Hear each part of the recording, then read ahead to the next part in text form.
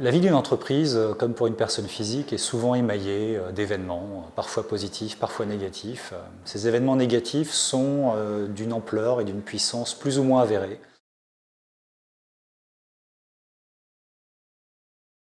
Certains d'entre eux peuvent parfois induire des difficultés beaucoup plus profondes de l'entreprise et sont le signe avant-coureur que certaines difficultés vont venir déstabiliser l'attelage que constitue l'entreprise et ses équipes managériales.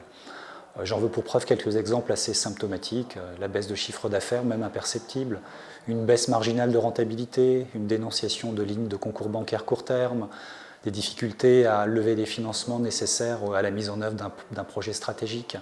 Ces quelques difficultés imperceptibles ne sont pas une fatalité pour l'entreprise, dans la mesure où la réglementation, en tout cas l'arsenal législatif français, permet, à titre totalement préventif et confidentiel, d'avoir recours à un tiers impartial pour aider l'entreprise à trouver les solutions aux difficultés que rencontre l'entreprise.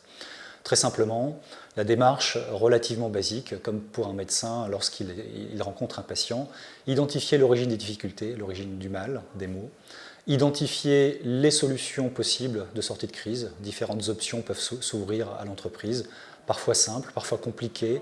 Elles nécessitent parfois du temps, elles peuvent être parfois mises en œuvre très rapidement.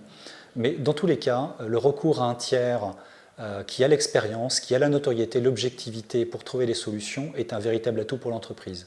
Ce tiers aura besoin d'un expert du chiffre pour l'aider à établir ce diagnostic, bâtir des scénarios de sortie de crise, mais également en identifier les impacts, tant sur l'exploitation de l'entreprise que sur sa trésorerie. Je vous invite de toute façon à garder en tête cette idée centrale aujourd'hui dans la gestion des entreprises, c'est qu'une difficulté traitée en amont est tout à fait gérable, alors que si on la laisse non traitée, elle devient vite ingérable et peut avoir des conséquences dramatiques sur la poursuite de vie d'une entreprise. Je vous invite à prendre connaissance de l'article que nous avons rédigé qui figurera dans la newsletter du cabinet.